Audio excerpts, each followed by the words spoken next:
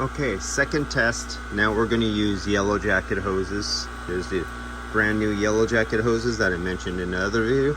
Let's open the vacuum and see what happens. And we'll do what the guy in the other video did. We went down to 500 microns. We'll see how long it takes to get to 500 microns. Now, as you notice, my vacuum pump and my hoses get down to 500 microns in a flash. And why didn't it graft it? There's a graft. I blew it. But you can see how fast it happens. Now that's the difference between his setup and my setup. But we're well below the 500 microns that he was going for. So let's perform that test. Well, he wanted to go to 250. We're going to get to the 250 mark in just a few seconds. Check this out. So let's wait until we get to 250, and I'm going to turn it off. We have the same gauges that from the last video. What was it, 270 some microns after a couple minutes. Okay, we went below the 250. There we go. So now let's shut off the vacuum. Boom. Okay, now we shut off the vacuum. We'll wait for it. Look at, we're already over 1,000. We're at 1,200. Check that out. 1,300, 1,400. There is no leak. This is not a leak. This is moisture. These are refrigerant hoses. Refrigerant hoses, and these are refrigerant hoses in a small area. So the internal area of these little 1/4-inch hoses were never meant for this micron gauge to read something that was so contaminated with moisture like your refrigerant hoses. So if you ever try to test your refrigerant hoses and somebody says you're not supposed to exceed 1,000 in so many minutes, right? That's bullshit, because these are refrigerant hoses. Vacuum gauges and vacuum refrigerant hoses for charging refrigerant were never designed to be used for really ultra deep vacuum. And you can see it's starting to level out. And if I would keep this going for 10 or 15 minutes, it'll finally come to a level of, you know, probably 1,800 microns or something like that.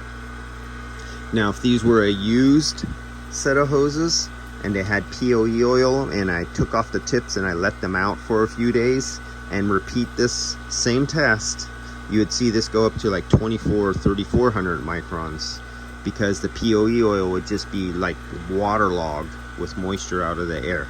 So that's the difference between when you know what you're doing, when you don't know what you're doing. When you think and you're trying to surmise or use some sort of logic, but you actually don't know what you're testing for. So that's the difference. First video, second video, and I think I'll put the guy's video all in the same link if I can on the Facebook. And you can see it's really starting to level out now. Just moisture, that's all. And if you want to see how fast this goes, let's open that up, put it back to atmosphere. We'll watch it go. See, it went 0, 0. We'll watch that skyrocket up. It'll take a minute to catch up. Oh, it won't, because I'm not hooked up to it right now. It's not in as soon as it goes 0, 0, it no longer reads micron anymore. As soon as it gets down into the micron level, you'll see that drop down. Let's get back out. Let's go back out. We're hooked up. Go back in.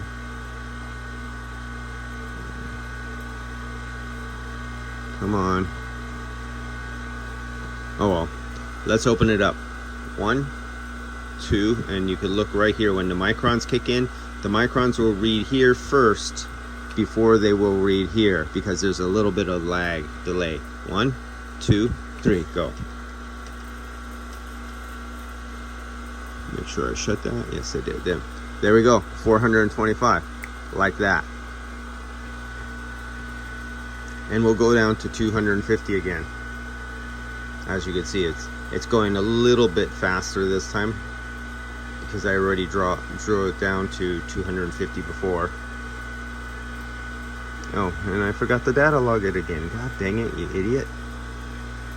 There it goes right there. It's data logging right there.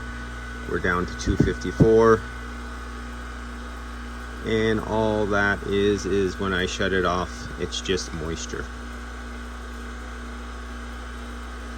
Boom, 600, 800, 1,000, 1,100, 1,200. That's it. you're not reading that there's a leak in the system. You're reading outgassing from your hoses. All right, guys, see ya.